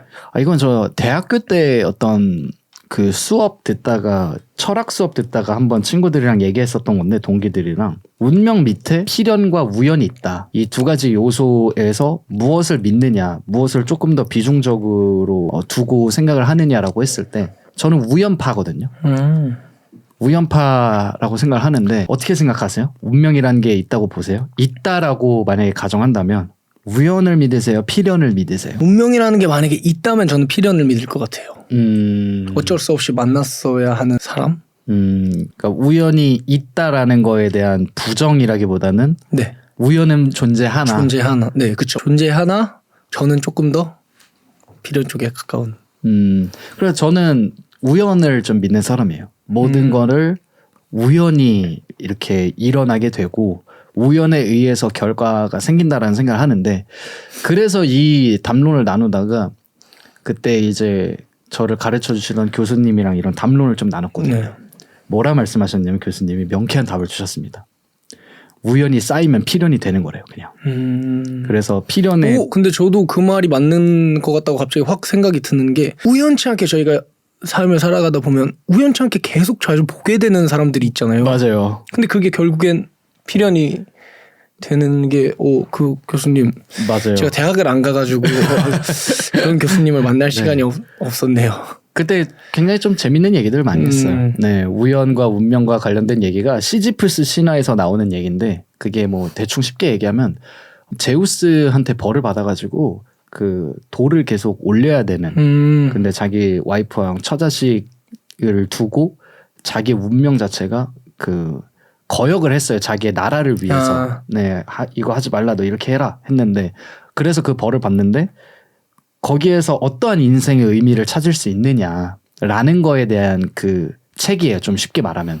그래서 거기서 나오는 게 이제 운명론에 대한 얘기가 나오는 건데 그냥 삶이라는 게 사실 좀 프랑스 철학자들은 대부분 그냥 삶에는 크게 의미가 없다. 허무주의도 존재하지 않고 실존주의나 뭐 운명이나 이런 것도 존재하지 않고 그냥 삶이다 그냥 이런 얘기들이 많아요. 근데 여기서 주는 시사하는 바는 어쨌든 인간으로서 태어나면은 저희가 뭔가를 계속 의미를 찾으려고 노력하거든요. 아, 그렇죠. 근데 이것마저도 부질없는 짓이다. 이게 이제 알베르 카뮈라는 그 철학가가 생각하는 기본적인 마인드예요. 제가 알기론. 근데 뭐 어쨌든 의미라는 거를 찾지 않으면 사실 동기부여가 되지 않기 때문에 저는 그래도 그 속에서 왜 내가 이걸 살아야 되느냐에 대한 삶을 생각을 되게 많이 하거든요. 근데 그게 누구한테는 그게 되게 그 사람마다 다 다른 것 같아요. 저 같은 경우도 그런 의미들에서 동기부여를 되게 또 많이 얻기도 하고 어쩔 때는 그 의미를 너무 생각하다가 제가 저를 갉아먹게 되더라고요. 아, 그런 경우 있죠. 네. 그렇기 때문에 뭔가 이게 진짜 어려운 것 같아요. 네, 밸런스가 좀 네. 있는 것 같아요. 네. 그래서 결국 명쾌한 해답은 그냥 해. 그렇죠. 그냥 해. 나이키 just do it인 것 같아요. 네. 결국 음악을 만들 때도 내가 이거를 어떤 목적으로 어떻게 할 거야. 이것보다 항상 저는 정말 그 바이브에서 놀고 있었을 때가 가장 잘 나왔던 것 같아서 저도 음악을 대할 땐 의미를 두려고 하지는 않는 것 같아요. 맞아요. 이게 모든 것에 의미를 두는 것 자체가 네. 가끔은 저는 굉장히 좀 가식적인 행위라는 생각도 들어요. 인위적이고. 예를 들어 타투라고 쳤을 때 네. 물론 타투에 의미를 새기긴 하겠지만 어떻게 보면은 또 좀 원초적으로 내가 이런 사람처럼 보이고 싶어 혹은 이게 멋있다고 생각해라는 그런 1차원적인 발상 때문에 타투를 한 게 아닐까? 근데 어떤 얘기를 할 때 이런 것 때문에 했어라는 의미가 있으면 조금 더 뭔가 있어 보이고 라고 해야 될까? 모든 분들을 그렇다고 보는 게 아니라 네, 그죠. 근데 그마저도 전체적인 일련의 과정 자체가 본인이 이런 사람이다라는 게 좀 포장되어지는 그렇죠. 그 행위가 되게 가식적이 인위적인 게 아닐까. 사실 크게 의미가 없는데 네. 이런 생각들을 좀 많이 합니다. 카르페 디엠 같은 거죠. 뭐. 그냥 실제로 놀랍게도 제가 여기 혹시 타투에 있나요? 카르페 디엠을 적었습니다. 말도 안 되죠. 이게 제가 군대 일병 때 한 거거든요. 그 진짜 많이들 후회하는 타투가 그거잖아요. 제일 많이 후회하는 타투를 제가 지금을 즐겨라예요. 이게 라틴어로. 저도 이게 와, 어떻게 딱 거기에다가 와, 저를 디스를 받아요. 역시 래퍼다 릴스 보니까 하나 나왔네요, 저희. 네. 카르페 디엠 타투 이거 어떻게 생각하세요? 카르페 디엠 타투. 근데 그 사람이 어떻게 생각하냐에 따라 다른 것 같아요. 근데 저답지 않나요? 네. 아직도 내가 지금을 즐겨야 된다는 마인드가 있으면 그건 충분히 멋있고 의미 있는 타투지만 네네. 결국 자기가 봤을 때 멋이 없어지는 순간 얘는 의미도 없어지는 거잖아요. 맞아요. 저도 이게 없다 생각하고 살아요, 계속. 근데 뭐랄까 뭐 과거의 저를 부정하기엔 과거로 돌아가면은 또 똑같은 타투를 했겠죠, 저니까. 그렇죠. 그때 당시에 제가 반영된 게 아닐까. 근데 기본적인 모토가 지금을 즐겨라로 좀 사시는 편인가요? 네, 저는 뭔가 당연히 저도 많이 후회를 해보고 당연히 이때 이랬었더라면 더 좋았을 건데 이런 생각을 저는 너무 많이 했었던 사람으로서 저는 개인적으로 그게 너무 저를 갉아먹는 거기 과거에 얽매여 있는 게 이미 지나간 일에 좀 얽매여 있는 게 조금 저를 조금 더 힘들게 만드는 것 같아서 요즘은 정말 이 눈앞에 있는 것들에 감사하고 지금 내가 할 수 있는 것들에 감사하고 지금에 좀 집중을 하려고 하는 것 같아요. 그게 가장 중요한 것 같아요. 네. 이게 깊게 고민한다고 해결되는 것들이 보통 그쵸. 없어요.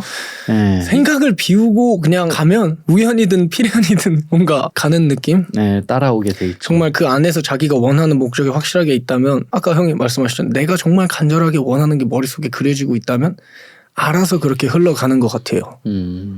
맞습니다. 저도 완전 동의하는 바고 이게 뭐 끌어당김의 법칙이랑 좀 비슷한 네. 맥락의 얘기인데 본인의 생각하는 무의식을 따라서 그냥 이렇게 활동을 하다 보면은 보통 그게 눈앞에 와 있는 순간들을 경험하는 경우들이 네. 좀 더 많은 것 같아요, 경험적으로. 자, 이쯤에서 그 레이스 주얼리 관련해서 한번 언급하고 가겠습니다. 요새 은값, 금값이 자산으로서의 가치로 굉장히 각광을 받고 있죠. 특히 주얼리 커스텀과 관련해서도 충분히 투자해볼 가치가 있다고 생각이 드는 시점입니다. 레이스 주얼리에서는 대표적으로 뭐 GGM 킴보의 오랑우탄 펜던트를 제작한 바가 있는데요. 이와 같은 커스텀을 원하시는 분들은 고정 댓글란 참고하셔서 카카오톡 오픈 채팅으로 문의를 주시면 감사하겠습니다. 그 밖에도 사이트를 통해서 다양한 제품군들을 만나보세요. 좋습니다. 이제 후반부 관련해서 바로 질문 또 들어가겠습니다. 네. MMA나 복싱도 굉장히 좋아하시죠? 제가 스토리에서 많이 봤던 것 같은데 언제 어떻게 또 이걸 접근하게 되셨는지 궁금하거든요. 뭐 워낙 어렸을 때는 제가 그러니까 20살 때 처음으로 MMA 체육관을 제가 가봤는데 제가 그땐 거의 한 달 다니다가 알바를 잘리게 되면서 돈이 없어서 그만뒀거든요. 알바를 잘리셨어요? 네, 그 코로나 때문에. 그래가지고 이거 좀 더 이거 언젠가 내가 돈 벌면 꼭 다시 해야겠다 하고 그렇게 해서 이제 좀 다시 시작을 하게 되었는데 제가 이 MMA랑 복싱을 좋아하는 이유는 정말 MMA 선수들 실제로 만나보면 정말 강하고 딱 같이 해보면 너무 강하고 이런 사람들이잖아요. 네. 근데 그 선수들이 주는 그런 신사다움 되게 매너 좋으시고 사실 딱 실제로 만나면 예의도 엄청 바르시고 맞아요. 그런 분들이 되게 많단 말이에요. 맞아요. 근데 그런 거를 보면서 저게 진짜 강한 거구나. 내가 내 사람 지킬 줄 알고 당연히 선수들은 선수로서야 하는 거지만 그래서 그런 것들을 보면서 나도 저런 마인드로 살아가고 싶다. 저런 태도로 살아가고 싶다. 항상 늘 겸손하면서 저렇게 내가 보여줘야 할 때는 보여줄 수 있는 상황에서 보여주고 그래서 MMA의 매력에 좀 더 빠지게 된 것 같아요. 근데 MMA를 더 좋아하게 된 이유는 언제나 겸손함을 유지하게 돼요. 체육관에 가면. 나보다 센 사람이 많다? 라는 그쵸. 것 때문에? 그쵸. 어디에나 저보다 더 잘난 사람은 어디에나 있을 거고 이 마음을 항상 유지하면서 그래서 가끔 약간 제가 좀 뜬다 싶을 때 가서 좀 두들겨 맞고 다시 또 돌아오고 이래서 뭔가 그 운동을 좋아하는 것도 있고 그 운동을 할 때나 제가 운동을 좋아하는 것 자체가 제가 운동을 안 하면 좀 많이 예민해지거나 조금 생각이 좀 많아지는 그런 타입이어서 그런 생각들을 좀 프레시하게 좀 운동을 하면서 정리를 하거나 솔직히 운동할 때는 이 운동밖에 생각을 안 하게 되잖아요. 그렇죠. 핸드폰을 보지도 않고 릴스를 보지도 않고 거기에만 집중하게 되잖아요. 네. 그래서 뭔가 그 운동이 그래서 저는 좋은 것 같아서 그리고 엄청 운동도 이게 그냥 스파링 할 때 뭐 그냥 서 있기만 해도 사실 힘든 게 그 운동이기 때문에 체력적으로도 네, 폭발적인 에너지가 그쵸. 그 순간에 많이 나오죠. 근데 남자로서의 DNA로서도 그런 호전적인 에너지들을 저희가 다 갖고 있다고 생각해요. 네. 그거를 좀 자연스럽게 서로 룰 안에서 안전하게 풀 수 네. 있는 너무 좋은 스포츠라는 네. 생각이 들어요. 그래서 뭔가 저도 남자다 보니까 자연스럽게 끌리더라고요 그쪽으로. 그렇게 운동을 하다가 요즘은 이제 또 제가 운동을 너무 많이 하게 되면 순간 갑자기 그런 생각이 들더라고요. 내가 운동선수인가? 네. 뭉찬을 할 때도 식당을 갔는데 운동선수냐고 물어보시는 거예요.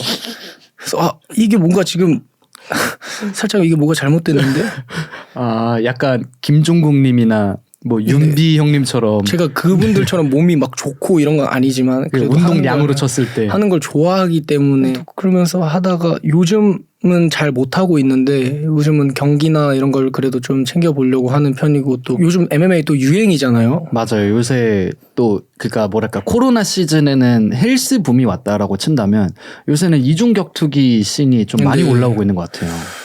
그래서 뭔가 그 안에서 선수들이 하는 숫싸움이나 이런 것들도 되게 재밌는 것 같고 그래서 그 매력에 저는 좀 많이 빠져들었던 것 같아요. 그러면은 이거는 조금 뭐랄까 유치한 질문일 수도 있는데 내가 래퍼로서 네. 뭔가 이 현피를 떠야 되는 상황이 올 수도 있을까라는 거에 대한 그런 연유 때문에도 좀 이렇게 작용하는 경우가 있나요? 저는 그런 거는 절대 없는 것 같아요. 오히려 그냥 저는 전혀? 오히려 제가 만약에 인생 살다 보면 위험한 일이 생길 수도 있는 거고 그때 한 번이라도 맞받아 쳐야지 제가 살 수도 있는 거고 그래서 저를 단련하기 위해서 이거를 뭔가 하는 거지 제가 누군가를 좀 해하려고 한다? 애초에 이런 마인드였으면 이미 저는 체육관에서 뜯어 고쳐지지 않았을까. 왜 그러냐면 또 어쨌든 그 뭐 이정현 선수나 정현이 정현님이랑도 와 그때 벌써 한 1년 반 2년 전에 진짜 거의 한 소주 7병을 깐 적이 있어요. 압구정 로드에서 둘이서. 정현이 술을 잘 먹죠. 와 술을 진짜 잘 먹더라고요. 근데 어쨌든 아예 이제 진짜 챔피언이기도 하고 그쪽으로 운동을 빠지기도 했지만 칸님께서 이제 한때 그 다크룸 형들이나 아니면은 정현 씨나 이런 약간 남성 호르몬이 뿜뿜인 이런 관계자들이랑 이제 같이 술을 좀 자주 마시기도 하고 뭐 활동을 하시기도 하고 했던 기억이 좀 나가지고 제가 봤을 때는 칸님이 확실히 남성 호르몬적으로 좀 이게 좀 많으시다. 테토성이 좀 있다라는 생각을 많이 느꼈어요 그때부터. 예. 뭐 제가 테토는 아니고 그냥 제가 좋아하는 멋들이 그런 멋이다 보니까 그 형들도 저를 되게 좋게 봐주시고 그러다 보니까 자연스럽게 거기 형들하고 또 어울리게 되고 그러다 보니까 그렇게 된 게 아닐까. 맞아요. 근데 또 그 형들도 되게 이렇게 막 울그락불그락 하시고 그러잖아요. 근데 진짜 자기 동생들이랑 자기 사람들한테 진짜 한없이 진짜 너무 좋은 형들이고 저도 진짜 도움을 너무 많이 받았죠. 특히 뭐 다크룸 형들도 그렇고 뭐 인철이 형님도 그렇고 그래서 항상 감사함을 좀 느끼고 있는 분들이기도 하고. 저도 항상 형들한테 정말 감사한 마음입니다. 저는 요즘도 많이 생각이 드는 게 저는 정말 인복이 좋은 사람 같아요. 뭔가 제가 여기 앉아서 이런 앨범에 대해서 얘기를 할 수 있는 것도 그런 것들이 진짜 제가 좀 인복이 좋고 또 운도 타고나서 방송에 나가서 그런 성적을 거둘 수 있었고 그러니까 그런 마음이어서 항상 좀 감사한 마음이죠. 저는. 겸손하시네요. 근데 인복이라는 게 존재하는 것 같긴 해요. 저도 인복이 좋은 편에 속하다고 생각하는데 저희끼리 또 이런 얘기들을 하다 보니까 또 지나온 과거들에 대해서 생각을 좀 많이 하게 되네요. 네. 좋습니다. 그러면 지금은 어디에 거주하고 계세요? 저는 이태원 경리단길에 있습니다. 언제부터 거기서 거주하셨어요? 영일리치 들어가면서 이제 옮긴 것 같아요. 그 전까지는 그러면 할머니랑 둘이 지내다가 근데 거기서 지냈던 것 같습니다. 어때요 이태원 경리단길? 저가 하남에서 그 디렉티드 바이 01이 친구나 이번에 CK 형 그 남산타워 피처링한 레이 형이나 다 제가 어렸을 때부터 하남에서 같이 하던 형들 형이랑 동생이거든요. 완전 로컬 프렌드네요. 그래가지고 그 친구들이 이미 경리단에서 살고 있어서 저도 이쪽으로 오게 또 자연스럽게 진짜 자연스러운 래퍼. 네. 레이님도 굉장히 그 음악적인 스펙트럼이 넓다라고 많이 느꼈어요. 특히 요새 들어서 좀 그런 활동 빈도수를 좀 많이 늘리고 있는 것 같은데 아까 그룹 그룹 8? 그게 어떤 의미고 어떻게 뭉치게 되는 팀인지 좀 간략하게 얘기를 해주실 수 있나요? 일단 이건 뭐 제가 얘기해도 되는 건지는 잘 아직은 모르겠는데 저희가 아직 그냥 뭐 그걸 밝혀주실 수 있는 것까지는 좀 얘기를 해주시면 좋을 것 같아요. 네. 공개한 게 아니어서 일단 저희 그룹 8이라는 뜻은 일단 비행기 끝칸 저희는 우린 거기서 왔다. 거기부터 시작을 했다라는 의미의 그룹 8이고요. 멋있다. 그리고 저희는 가장 마음이 잘 맞고 이런 저희가 추구하는 멋들이나 이런 게 가장 잘 맞는 사람들끼리 뭉쳐서 뭔가를 이제 생각을 해보려는 단계인데 우슬라임 형을 필두로 뭔가 점점 만들어 나가려고 하고 있는 것 같아요. 그래서 앞으로 저희한테 어떤 그러한 것들이 올라오게 된다면 많은 관심과 기대를 가져주시면 감사하겠습니다. 좋습니다. 여기까지 뭐 딱 간략하게 좋게 말씀 주셨네요. 네. 앞으로 뭐 그룹 8의 어떤 활동들 진짜 좀 기대가 많이 되는 것 같아요. 확실히 좀 다른 무브나 다른 색감, 다른 느낌들을 많이 보여주시는 것 같아서 응원하고 서포팅하고 있겠습니다. 자, 그러면은 이제 좀 사적인 질문들 많이 얘기해 보겠습니다. 콘로우를 오래 지속하고 계세요. 이거를 오래 지속하는 이유가 있나요? 그 전에 말씀드렸던 뮤비에서 보여주고 싶어하는 그런 이미지적인 것들이랑 똑같이 저는 제가 처음에 이 대중분들에게 관심을 받았을 때 다 그런 이유라고 생각했어요. 제가 하는 랩이나 제가 하는 제스처, 제가 입고 있는 옷 이런 것 것들이 모두가 일치화가 돼서 사람들도 저를 되게 좋게 봐주신다고 생각을 했거든요. 그러다가 제가 쇼미 때 머리를 한번 풉니다. 그러니까 약간 이렇게 네, 근데 그게 제가 그 머리를 노리는 게 아니라 제가 앞에 가마가 있어서 그 제 어렸을 축구할 시절에 제 빡빡이 시절을 아직 아무한테도 안 보여드렸는데 제 머리가 네. 짧아지면 여기가 닭뼈슬처럼 이렇게 돌아요. 아 이렇게 뭐 곱슬 같은 느낌이 있어서 그런가요? 아니요, 이 뒤 원래는 보통 여기에 뒤쪽에 가마가 보통 사람들은 하나만 있는데 네. 가르마가 네, 네, 저는 네. 이게 앞에 하나가 더 있어서 아 여기에서 머리가 또 도는 거예요 앞에서. 쌍감하네요. 네. 그래서 머리가 자연스럽게 그렇게 떨어지는데 뭐 그거를 또 가일 컷이라고 또 부르시더라고요. 근데 저는 그게 사실 뭔지 모르고 그냥 잘라서 저는 머리가 앞으로 안 내려와요. 그래서 아 그래요? 그러면은 이거를 제가 진짜 길러서 내려야지 내려오는 그런 머리인데 근데 그 머리를 어쨌든 하게 됐는데 제가 느끼기에 제가 주고 싶어하는 그런 멋들과 그런 몰입도가 너무 많이 떨어진다라고 생각을 해서 다시 이 머리를 선택한 거고 이 머리를 했을 때 제가 주는 에너지가 저는 좀 마음에 들어서 근데 이 다음 앨범 때는 한번 또 변화를 체인지를 할까 지금 고민 중입니다. 머리를 한번 자를까. 어떻게 자르시게요? 일단 어차피 빡빡이는 정해져 있는 거니까 지금 말씀을 안 드려야 뭔가 그 머리를 했을 때 뭔가 좀 새롭겠죠. 알겠습니다. 근데 군대는 그 내년이라고 하시지 않았나요?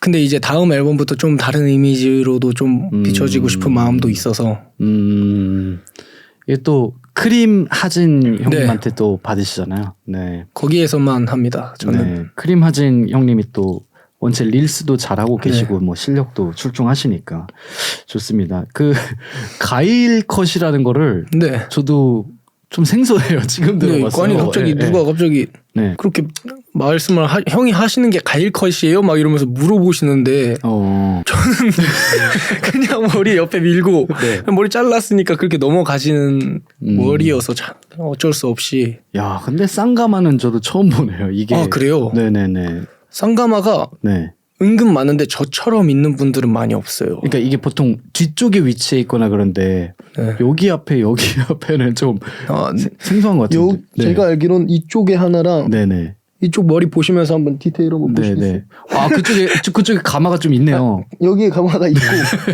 여기는 이제 새로운 라인이어가지고 한번 보여드리고 싶어가지고 아 이렇게 V자로 네. 좀 네네. 그리고 X자로. 여기에 하나가 있어요.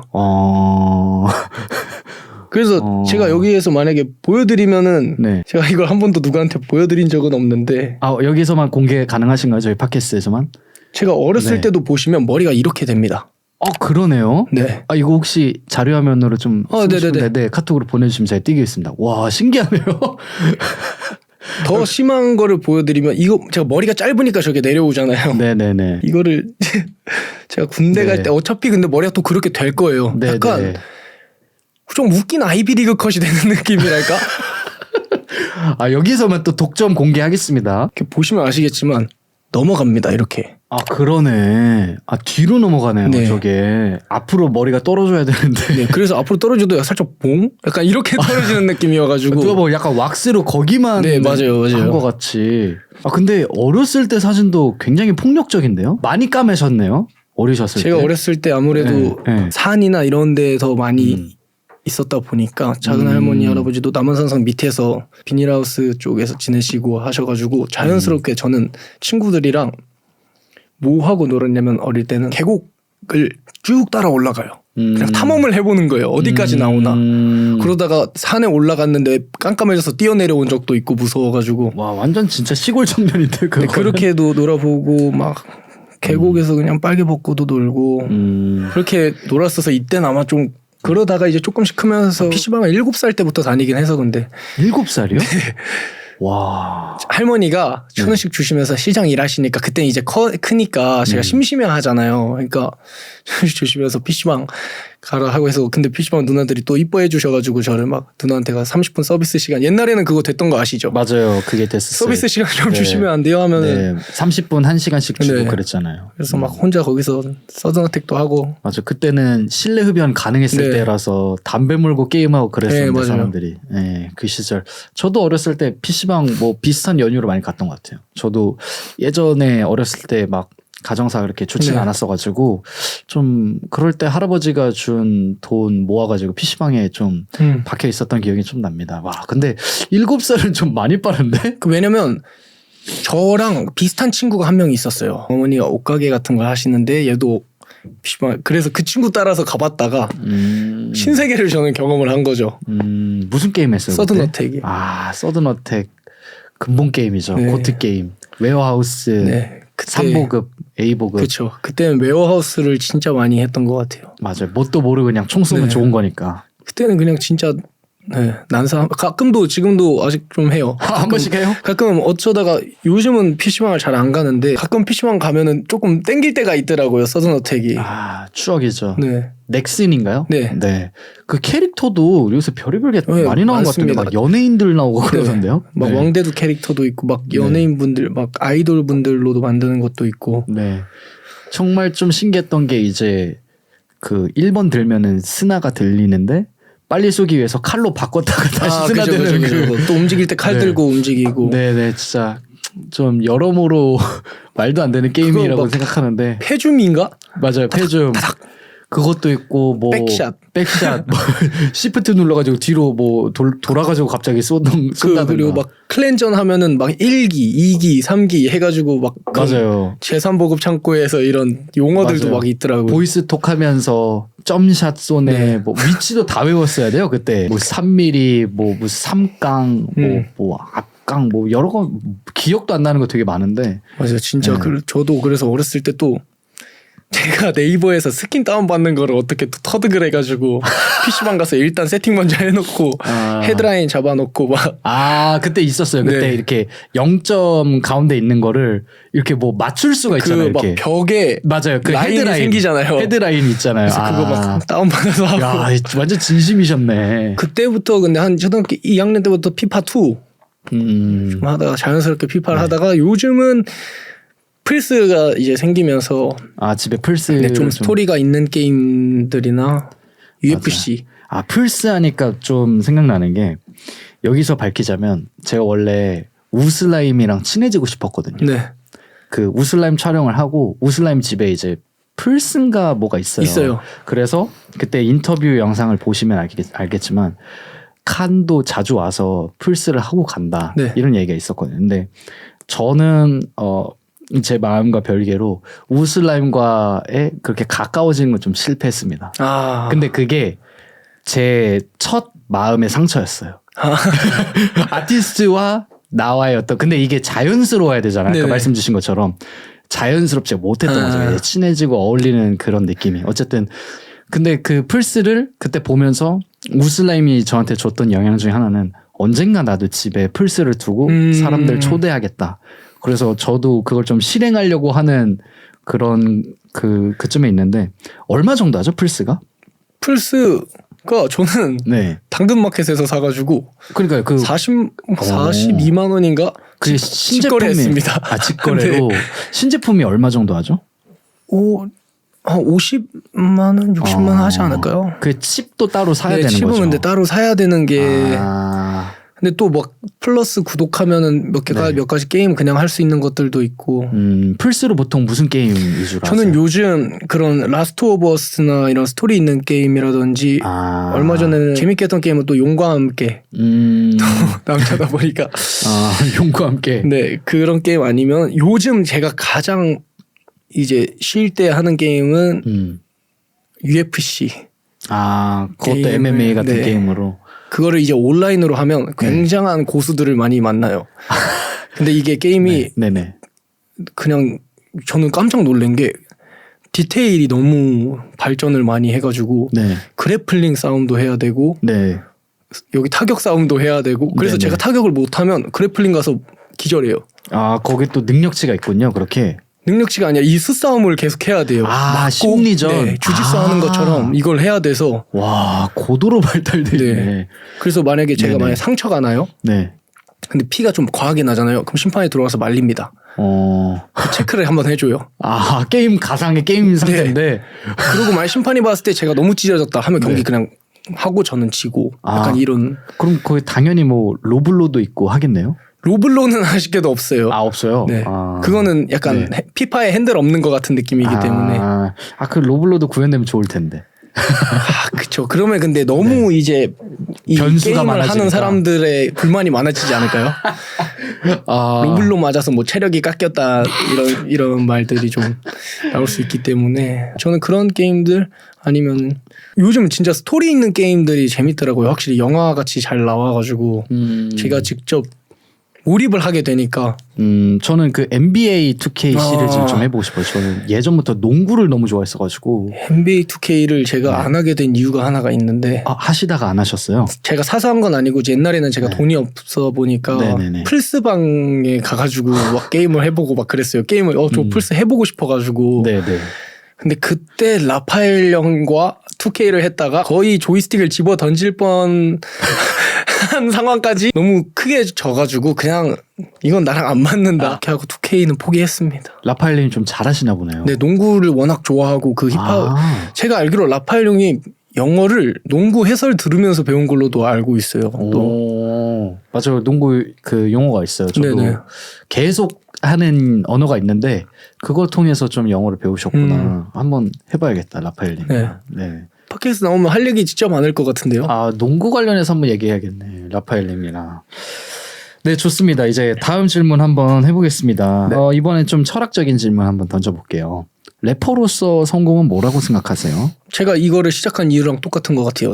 저한테 래퍼로서의 성공은 더 많은 사람들이 제 음악을 듣고 위로를 받고 제 음악을 듣고 한 발 더 앞으로 나아갈 수 있는 거, 그리고 기쁠 때 한 번 더 제 음악을 찾아주는 거, 그리고 스트레스 풀고 싶을 때 제 공연장에 와서 놀아주는 그런 것들이 저한테는 래퍼로서의 성공이라고 생각을 하는데, 저한테 최종적인 목표는 결국 그런 세계적으로도 제 노래를 널리 알리고 다른 나라에서도 콘서트를 할 수 있다면 그게 래퍼로서의 성공 아닐까 싶습니다. 세계 글로벌로 가실 생각은 항상 염두에 두고 계신 거군요. 네. 근데 좋습니다. 네. 아직 뭐 제가 많이 부족하긴 하지만 저는 늘 항상 제가 할 수 있다라고 생각을 하고 있기 때문에. 그렇죠. 할 수 네. 있죠, 이제. 네. 뭐 그러면은 이에 따라서 뭐 영어라든지 네. 뭐 여러 가지 의미로 언어적인 그런 장벽도 고려를 해보셨을 네. 것 같은데 네. 뭐 그런 거 네, 부분도 영어도 좀 조금씩 배우려고 계속 하고 있고 확실히 제가 해외에 가는 걸 좋아하는 이유가 그렇게 배우지 않아도 점점 늘게 되더라고요. 어떻게든 제가 말을 하려고 하다 보니까. 자연스럽게. 네. 그래서 막 저는 막 해외 가서 그냥 영어만 쓸 줄 아는 친구랑 둘이 막 어디를 갔다 온 적도 있고. 그냥 말이 늘어요. 안 통해도 네네. 이게 어떻게 조금씩 맞춰지더라고요. 맞아요. 이게 중요한 게 그래서 언어를 잘한다고 사람과의 그런 커넥션이 네. 생기는 게 아니에요. 마음이에요, 마음. 네, 이게 확실히 그리고 오히려 그 친구들도 저를 재밌게 보고. 맞아요. 그 보면은 카이스넷 스트리밍 보면은 네. 그 레이, 레이라고 네. 있잖아요. 근데 레이도 그 영어를 그렇게 수준급으로 잘하진 않잖아요. 그런 거 보면은 마음이 더 중요한 네. 것 같아요. 자, 그러면 다음 질문 한번 또 넘어가 볼게요. 돈으로 행복을 살 수 있다고 생각하세요? 지금의 저는 돈으로 행복을 살 수 있다 생각합니다. 어떤 의미로? 그러니까 지금 경제적으로 뭔가 근데 지금 제가 경제적으로 막 제가 더 원하는 목표가 있으니까 그 돈을 얻으면 행복을 살 수는 있겠죠. 근데 이거랑 별개로 지금 이미 그만큼 자기가 원하는 목적을 다 이루셨고 그런 분들한테는 돈으로 행복을 살 수 없을 것 같기도 해요. 그러니까 쉽게 말하면 지금의 저는 돈으로 행복을 살 수 있는 사람인데 이 목표를 뭔가 다 이룬다고 해. 제가 만약에 진짜 돈을 많이 벌어서 그때 됐을 때 누군가가 저한테 돈으로 행복을 살 수 있다라고 생각해 한다면은 그때는 달라질 것 같아요.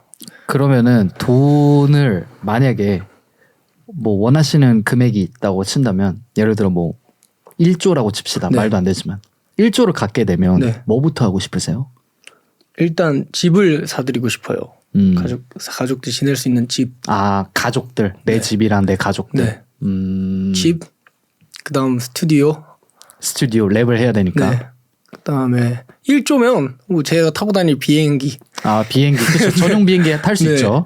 그거랑 제 개인 운동장 일단 그 정도 돈 있으면 일단 PT도 끊어서 더 좋은 분들한테 배울 수도 있는 거고. 황철수님께 PT 배우고. 네 그런 거죠. 그 뭐 각 나라에다가 집을 살 네, 수도 있겠네요. 뭐 네, LA에 맞아요. 집 살 수도 있고. 저는 무조건 그럴 것 같아요. 근데 네, 미국이랑 뭐 일본, 네. 뭐 중국 각 곳에 이제 거처가 있고. 네, 그 나라가 주는 느낌들이 또 전부 다르잖아요. 저도 원래는 미국을 갔다 오기 전까지는 해외를 진짜 한 번도 안 가봐서 저는 어느 정도였냐면 비행기를 신발 벗고 타야 되나라는 고민을 진짜 했었던 사람이었어가지고. 근데 그때 레이 형이 야 네. 당연히 신발 벗고 타야지 임마. 아 이래서 저는 실내니까. 네, 그러니까 저는 그거였어요. 막 신발 모래 떨어지고 이러면 어떡해? 약간 이런 그건데 이제 그때 갔다 와보고 다른 나라들을 가보고 이렇게 돌아다녀보고 공연도 해보고 하니까 돈이 생기면은 그 다른 나라에 집 사는 것도 좋은 그런 것 같아요. 저는 그 돈이 다가 아니야라고 말하려면 정말 그 정도의 돈을 벌어본 사람들이 가지는 그 자격 조건이라고 생각해요. 네. 그래서 저는 돈을 많이 벌고 싶은 이유가 그게 궁금해서거든요. 그러니까 돈 많이 벌어서 당연히 막 좋은 자산, 집, 차 사고 싶죠. 근데 그걸 다 해봤을 때 이게 의미가 없고 그보다 더 중요한 게 있다라는 거를 깨달아보고 싶은 느낌? 그래서 돈이 없으신 분들이 돈이 다가 아니야라고 얘기하는 것과 무게감이 좀 많이 다른 것 같아요. 그거는 그죠. 본인의 정당화냐 혹은 진짜 철학적으로서 돈이 다가 아니다를 깨달아서 하는 얘기냐가 좀 다른 것 같은데 예, 그런 의미에서 저희 같이 뭐 돈 많이 벌었으면 좋겠네요. 네, 그리고 생각해보면 사실 어렸을 때 동네 친구들이랑 같이 있는 것만으로도 행복하잖아요. 맞아요. 그렇죠. 근데 이런 생각인 거예요. 돈이 있었더라면 더 행복하지 않았을까? 더 좋은 추억 만들고 네, 그렇죠. 돈이 많으면은 일단 더 할 수 있는 게 많아지잖아요. 뭐 예를 들어서 우리 다 같이 더 큰 프로젝트를 생각해 볼 수도 있는 거고 스케일이나 저희 뮤비 비전을 더 그려볼 수도 있는 거고. 근데 진짜 그게 궁금하긴 하네요. 저도 정말 그 정도의 여유가 생겼을 때는 답이 달라질 것 같긴 해요. 저도. 그렇죠. 좋습니다. 제가 준비한 질문은 여기까지인데 좀 캐주얼한 질문들 위주로 좀 진행이 됐어요. 네. 괜찮으셨나요? 네, 아주 좋았습니다. 올해의 계획 마지막으로 일단 뭐 구독자분들과 칸님 팬분들께 말씀해 주시면 좋을 것 같습니다. 저를 좋아해 주시는 분들도 계시고 당연히 저를 조금 별로라고 생각하시는 분들도 당연히 사람이니까 계시겠지만 앞으로 저의 이번 연도 계획은 정기 한 장을 더 낼 생각이고요. 그러고 갈 생각입니다.